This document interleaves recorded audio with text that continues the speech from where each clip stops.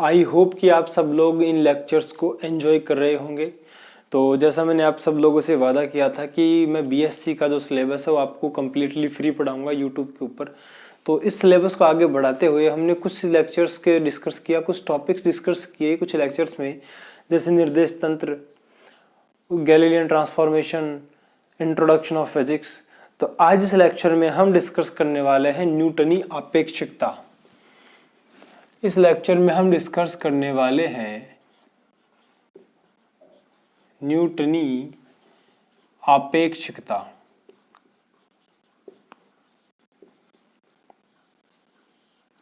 देखिए क्या होता है कि स्टार्टिंग में हमने पढ़ा जड़त्वीय निर्देश तंत्र।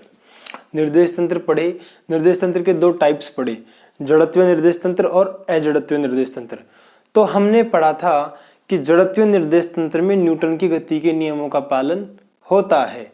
तो इस टॉपिक को स्टार्टिंग में पढ़ना चाहिए, लेकिन स्टार्टिंग में ना पढ़ने का एक कारण है, क्योंकि आप सब लोग न्यूटन्स के नियमों को 11th क्लास से पढ़ते आ रहे हैं, इसलिए इस टॉपिक को बीच में दिया गया है आपके सिलेबस में। तो देखिए इस टॉपिक के बारे में डिस्कस करते हैं। तो न्यूटनी आपेक्षिकता, देखिए कि आपकी जो क्लासिकल फिजिक्स में एक वर्ड है सापेक्ष। सापेक्ष वर्ड है जो बार बार रिपीट होता है। अगर आपको सापेक्ष वर्ड का मीनिंग समझ में आ गया तो ये मान लीजिए कि आपको निर्देश तंत्र, गैलीलियन ट्रांसफॉर्मेशन, ये सब चीजें समझ में आ गई। तो देखिए इसमें होता क्या है, सापेक्ष का मतलब होता है एक निकाय के सापेक्ष किसी दूसरे निकाय की स्थिति, यानी पहले निकाय को मूल बिंदु, पहले निकाय की जगह पर मूल बिंदु सेट करके दूसरे निकाय की पोजीशन, त्वरण, वेग आदि एक्सेट्रा जो भी है इंफॉर्मेशन, उन सब का पता लगाना। तो न्यूटनी आपेक्षिकता नियम के अनुसार देखिए होता क्या है, तो न्यूटनी आपेक्षिकता में न्यूटन ने कहा, जब न्यूटन ने अपनी आपेक्षिकता का सिद्धांत दिया तो उस वक्त न्यूटन ने कहा कि भौतिक विज्ञान के जो सारे नियम हैं, यानी कि भौतिक विज्ञान के जो सारे नियम हैं वो जड़त्वीय निर्देश तंत्र में, वो सभी जड़त्वीय निर्देश तंत्र में समान रूप से लागू होते हैं। तो देखिए आपेक्षिकता के सिद्धांत को जब न्यूटन ने प्रतिपादित किया तो न्यूटन ने सबसे पहला स्टेटमेंट ये दिया कि भौतिक विज्ञान के नियम है जो सभी जड़त्वीय निर्देश तंत्रों में समान रूप से लागू होते हैं। तो जड़त्वीय निर्देश तंत्र क्या होते हैं, या तो स्थिर होता है या एक समान वेग से गति करता है। तो इसके बाद न्यूटनी आपेक्षिकता के सिद्धांत में उनका सेकंड स्टेटमेंट था, वो सेकंड स्टेटमेंट ये था कि यदि किसी कण के बारे में कोई इंफॉर्मेशन हमें एक समान वेग से गतिशील निर्देश तंत्र में, एक समान वेग से गतिशील, उनका जो सेकंड स्टेटमेंट था वो ये था कि यदि किसी कण के बारे में कोई इंफॉर्मेशन, यानी कि उसकी स्थिति के बारे में कोई इंफॉर्मेशन एक समान वेग से गतिशील निर्देश तंत्र में, एक समान वेग से गतिशील निर्देश तंत्र में पता है, यदि किसी कण के बारे में कोई इंफॉर्मेशन हमें एक समान वेग से गतिशील निर्देश तंत्र में पता है, तो ये इस कण की जो इंफॉर्मेशन होगी वो सेम इंफॉर्मेशन एक स्थिर निर्देश तंत्र में भी होगी। तो वो जो सेम इंफॉर्मेशन है वो स्थिर निर्देश तंत्र में भी होगी। तो इसके आधार पर न्यूटन ने कहा कि इस पूरे संसार में, यानी कि होल यूनिवर्स में, निरपेक्ष शब्द का कोई मीनिंग नहीं है, यानी किसी कण की, किसी पिंड की, किसी निकाय की, इस यूनिवर्स में उपस्थित सभी पार्टिकल्स की जो स्थिति मापी जाती है वो सापेक्ष मापी जाती है। क्या मापी जाती है? सापेक्ष। यानी किसी भी कण, पिंड, निकाय, सिस्टम की जो स्थिति है वो निरपेक्ष संभव नहीं है। तो इसको एक एग्जाम्पल से समझते हैं। देखिए आपसे बोला जाए कि आपका कॉलेज आपके घर से 500 मीटर की दूरी पर है, आपका कॉलेज आपके घर से 500 मीटर की दूरी पर है, तो ये जो आपका घर है क्या है? घर। और ये क्या है? आपका कॉलेज। ये घर है और ये आपका क्या है, कॉलेज। ये जो 500 मीटर है ये क्या हो गई, इसकी पोजीशन, क्या हो गई, स्थिति। तो इसका मतलब कॉलेज की पोजीशन है किसके सापेक्ष है, घर के सापेक्ष। अब आपसे ये कहा जाए कि आपका घर, अब आपसे ये कहा जाए कि आपकी कॉलेज 500 मीटर की दूरी पर है। कहां से है कॉलेज 500 मीटर की दूरी पर, कुछ ओरिजिन पॉइंट भी तो होना चाहिए उसको मेजर करने के लिए। तो इसलिए निर्देश तंत्र की आवश्यकता हुई। तो निर्देश तंत्र में न्यूटन ने यह स्टेटमेंट दिया कि इस ब्रह्मांड में कोई भी चीज निरपेक्ष नहीं है, कोई भी राशि निरपेक्ष नहीं मापी जा सकती, किसी के सापेक्ष ही मापी जाती है। तो न्यूटन की गति के नियम जड़त्वीय निर्देश तंत्र में निश्चित होते हैं। सुनिएगा, न्यूटनी आपेक्षिकता के अनुसार न्यूटन ने बताया कि जड़त्वीय निर्देश तंत्र में भौतिकी के सारे नियम समान रूप से लागू होते हैं। समान रूप से लागू का मतलब यह है, अगर कोई निर्देश तंत्र यहां पर है धरती पर, वो जड़त्वीय है, तो उसमें भी भौतिक विज्ञान के वही नियम अप्लाई होंगे जो अगर कोई दूसरे यानी दूसरे प्लैनेट पर कोई निर्देश तंत्र है और वो भी इनरेशियल है, तो वहां भी वही नियम अप्लाई होंगे। उसके बाद सेकंड स्टेटमेंट दिया, यानी किसी कण की एक निर्देश तंत्र एक समान रूप से गतिशील निर्देश तंत्र, जड़त्वीय निर्देश तंत्र हो गया।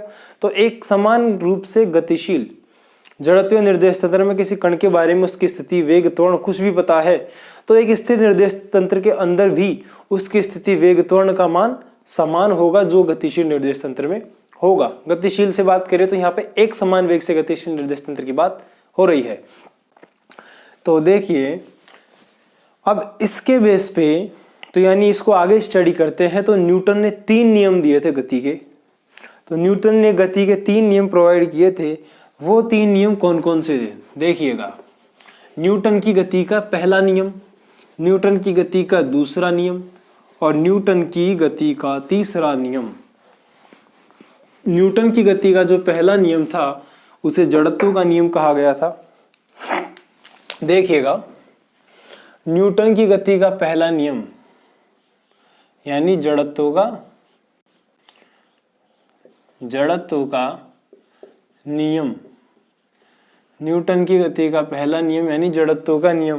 तो सुनिए, जड़त्व के नियम के अनुसार यदि कोई वस्तु स्थिर है तो वह स्थिर ही रहेगी, या फिर यदि कोई वस्तु गतिशील है तो वह गतिशील ही रहेगी जब तक उस पर कोई एक्सटर्नल फोर्स ना लगाया जाए।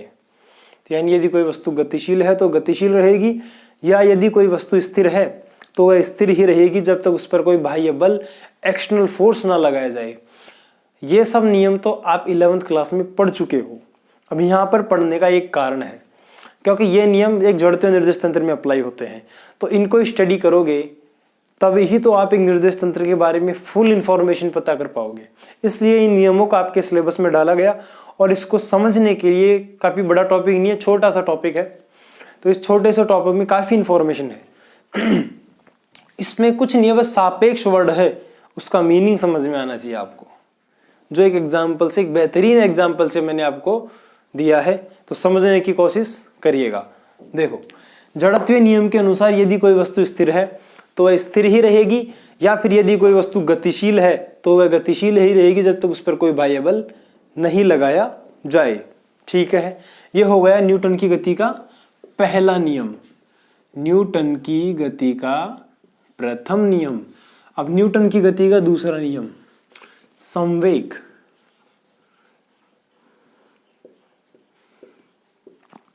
संवेग संरक्षण का नियम भी कहा जाता है। अब देखिए, न्यूटन की गति के दूसरे नियम के अनुसार, न्यूटन की गति के दूसरे नियम के अनुसार dp/dt, ये कोई कण है, इसके संवेग में क्या हो रहा है, चेंज।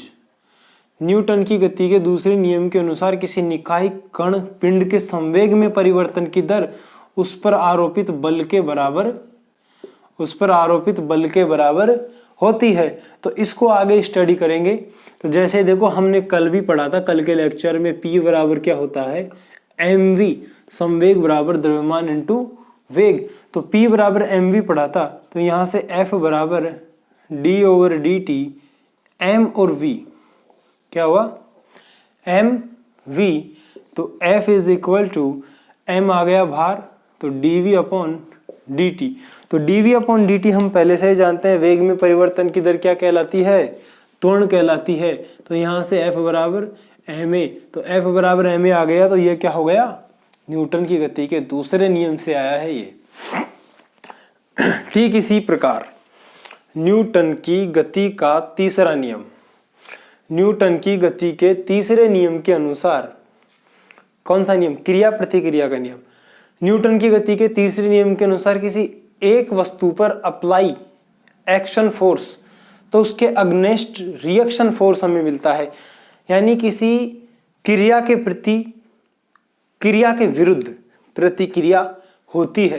जैसे हम दीवार पर बॉल मारते हैं तो बॉल वापस बाउंस होकर हमारे पास आती है, इसका मतलब यह है क्रिया के प्रति प्रतिक्रिया होती है। यह है न्यूटन की गति का तीसरा नियम। तो यह था न्यूटनी आपेक्षिकता का एक छोटा सा टॉपिक। तो इसके अंदर आप काफी चीजों को पढ़ा है, न्यूटन के नियम पढ़े हैं, सापेक्ष वर्ड का मीनिंग पढ़ा है, न्यूटन का आपेक्षिकता के सिद्धांत पढ़े हैं। तो ये सब जो न्यूटन का जो आपेक्षिकता का सिद्धांत है, न्यूटन्स के नियम है, वो एक जड़त्व निर्देश तंत्र में निश्चित होते हैं। क्या होते हैं, निश्चित होते हैं। और निश्चित होने के साथ साथ जैसे हम वेग का रूपांतरण, त्वरण का रूपांतरण, बल का रूपांतरण, विस्थापन का रूपांतरण आदि को हम गैलीलियन रूपांतरण में पुष्टि कर देख सकते हैं और इनको भी अप्लाई कर सकते हैं, जैसा हमने इससे पिछले वाले लेक्चर में पढ़ा है। तो जैसा कि मैं आपको बोलता हूं कि अगर आप लेक्चर देखते हो तो सीरीज वाइज देखिएगा, जिससे आपको कंप्लीट सिलेबस समझ में आ जाएगा। रोज की तरह ही इस वाले लेक्चर के नोट्स भी आपको व्हाट्सएप ग्रुप और टेलीग्राम ग्रुप के अंदर वीडियो के टाइटल से मिल जाएंगे। Thank you very much.